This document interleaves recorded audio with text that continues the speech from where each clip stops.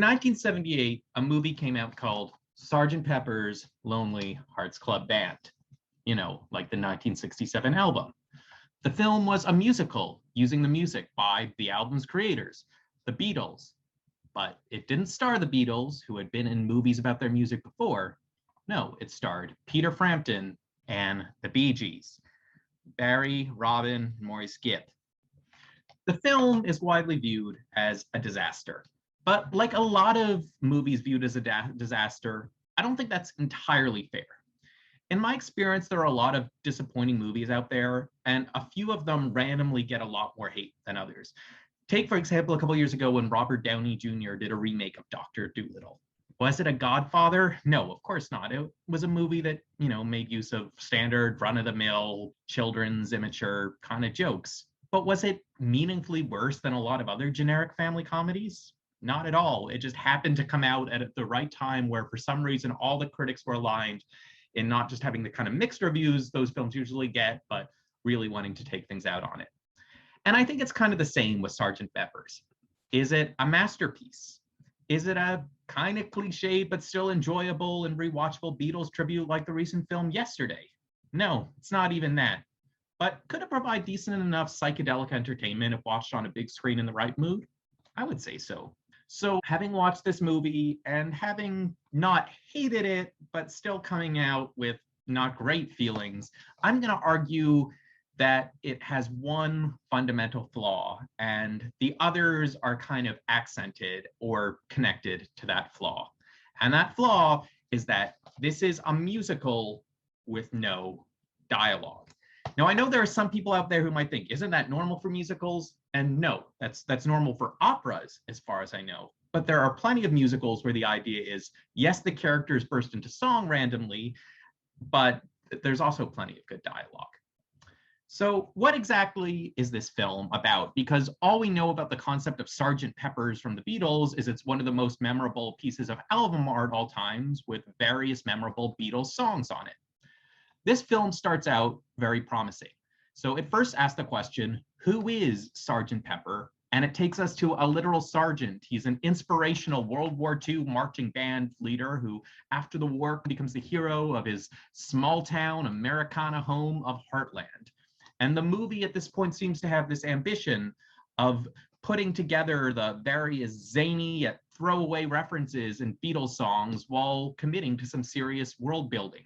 What would it mean to bring the old-fashioned, seemingly conservative world of Paul McCartney's quote-unquote Grammy songs, like Your Mother Would Know on When I'm 64, with the broader hippie imaginings of 60s and 70s iconography?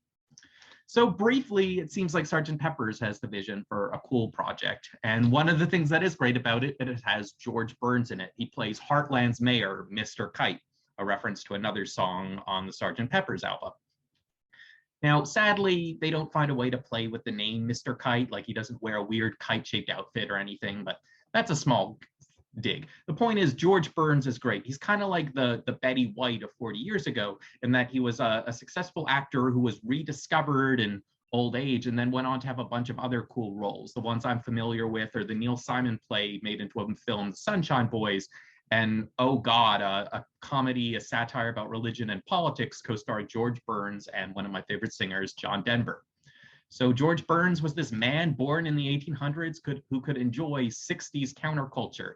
He's the perfect figure to star in this film that mixes Heartland Americana with the 60s psychedelia of the Beatles. And what does George Burns do? Well, he introduces us to the other main characters of the movie. For starters, there's Billy Shears, who's name dropped in the Sgt. Pepper song and turns out to be the lead singer of the band in this movie, and he's played by the successful musician Peter Frampton. And then from the song For the Benefit of Mr. Kite, we get the Hendersons, who are the Henderson brothers, played by the Bee Gees, and they make up the rest of the band. So even though it's not the Beatles, it's Billy Shears and the Hendersons, we have a different version of the Fab Four. And the idea is that Billy Shears is in some way the heir to the original Sgt. Pepper's. So now he and the Hendersons make up the Sgt. Pepper's Lonely Hearts Club Band, and then they get discovered by a record label and make it big. But back to this problem. The film has almost no dialogue. And another weird thing about the movie is it only seems to use songs from the end of the Beatles' career. They have a particular interest in songs from the Abbey Road medley. So, they're missing two of the biggest songs from Abbey Road, Octopus's Garden and Something. They have all of these quirky, comparatively lesser known songs from the B-side. And I guess the thinking is that because these songs are quirkier, they are much more useful for storytelling. But the thing is, the Beatles songs are quirky not because they have this vision for some perfectly told story. No, they're weird lyrics coming from their stream of consciousness and their willingness, John Lennon's in particularly, to just be silly and write songs that were essentially trolling the listeners with how silly they are. But what's ridiculous about this movie is they take these half-finished songs from the B-side of Abbey Road, and they don't even change the words at all to make the storytelling better. No, they just sing these songs exactly as is. So they have this idea at one point of trying to build a subplot based on the song You Never Give Me Your Money. And it just doesn't work because you can't really tell what's going on other than these side characters, one of whom I'm not recognizing because she's not wearing her makeup from earlier, are just singing a song about money. The film really does is they try and harp on the songs that have the most quirky details. They hope that those songs have storytelling fuel. So they take advantage of the fact that a couple songs name drop villainous characters like Mean Mr. Mustard and Maxwell Edison. And don't get me wrong, one of my favorite parts of the film was the quirky sci-fi vaudevillian Steve Martin version of Maxwell's Silver Hammer. But just because the Beatles created a character in one of their songs, it doesn't mean it fits into coherent storytelling. That's a shame because there are isolated little good ideas in the film. They just don't connect very well. So it's eventually revealed way too late that the main villain, Mean Mr. Mustard, he has this plan of stealing these instruments from Heartland, these magical instruments, to fund the rivals of Sgt. Pepper's Lonely Hearts Club Band, the future villain band. And firstly, this is kind of confusing because the Peter Frampton and the Bee Gees, they don't play like a trumpet and a French horn, they play guitars and drums. So I don't know where these magical instruments are coming from. But regardless, we eventually meet the future villain band who play a cover of Come Together, and they're played by Aerosmith. In addition to the fact that they're this hard rock band compared to the quirkiness of Sgt. Pepper's Lonely Hearts Club Band, they also have this evil plan to turn Billy Shears' girlfriend, Strawberry Fields, into a mindless groupie. So in a movie that actually allowed itself to have dialogue, the future villain band could have made great villains. It could have been a sort of play on the Beatles versus Stones thing. Steven Tyler's vaguely Mick Jagger energy in the movie. It could have also been a sort of broader commentary on those who see rock and roll, like the Beatles did, as a broad collage of all sorts of musical genres, versus those who narrowly see it about playing loud and getting laid, like the future villain band seemed to be about. But the people behind this movie were afraid to use any dialogue to tell what might have been, with all these quirky details, a pretty groovy story. Maybe the reason for that is that they just didn't trust anyone other than George Burns Tack. They think, okay, we want to have a movie where the heroes are Peter Frampton and the Bee Gees, where the bad guys are Aerosmith. They're singers, not actors, and they can't act. But frankly, that doesn't make sense to me.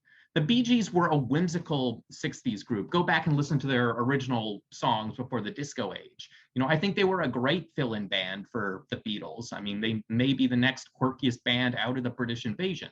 Robin Gibb, watching the movie, struck me as particularly expressive. Like, maybe he just has resting sad face, but listen to songs where he's the lead singer, like I Started the Joke or Saved by the Bell. He comes across as an expressive human. And look, it doesn't matter, even if Barry and Maurice and Robin, they aren't Marlon Brando, they're not convincing, realistic actors, it doesn't mean they couldn't have still given a fun, kitschy, larger-than-life personas. I mean, these are musicians. They have stage presence. They might not be, elite actors, but they could certainly be fun actors. So who knows why they chose to have no one other than George Burns have any dialogue in this movie. It just seems like there's this broader problem, as I hinted at earlier, where there are some people who make musicals and they think that musicals are supposed to be all songs. And no one is worse than this than Andrew Lloyd Webber, or at least the teams behind the musicals he creates, because he only writes the music. He doesn't even write the lyrics. So have you ever watched Cats and been annoyed that you have no idea what a jellicle is? They just sing about it and expect you to get it. Have you ever watched Evita and been annoyed about the jiltedness in her character development? Have you ever watched Jesus Christ Superstar and can't believe that you were supposed to watch this story that portrays a three-dimensional version of Judas as not all bad, but that doesn't come out because, again, everything is just a song. There's no room for lines. There's no room for character development. I grew up loving musicals. The Music Man was the first one I saw. Fiddler on the Roof means a lot to me. Bye Bye Birdie, Oklahoma, My Fair Lady, Guys and Dolls. Do you know what makes all these shows great? Part of it is that they have really catchy, memorable songs, but part of what brings those songs to life is they're part of funny and dramatic and, in the case of Fiddler on the Roof, sometimes tragic stories. Like, these are worlds filled with quirky personas who are fully developed through the twin tools of dialogue and song. And for whatever reason, Andrew Lloyd Bloody Webber and the people behind Sgt. Pepper's Lonely Hearts Club Band didn't think maybe the music is best served if it's sung by people who have personalities, who bring those quirks to life through dialogue. So in short, Sgt. Pepper's, It's not completely terrible. Its reputation is definitely exaggerated. but it is a disappointment. And the reason for this disappointment is not because it's too weird and too 70s. It's not because Frampton and the Bee Gees are bad actors, as some people like Leonard Maltin have said. No, the problem is that Peter Frampton and the Bee Gees weren't given a bloody chance to act. So whether it's Sgt. Pepper's or Jesus Christ Superstar or some as of yet unrealized musical project, for crying out loud, give your musical some flippin' dialogue. Thank you for enjoying this rant. I'm Zach Morgenstern. This is Ludwig von B, and this is a movie that could do with some dialogue. See you next time.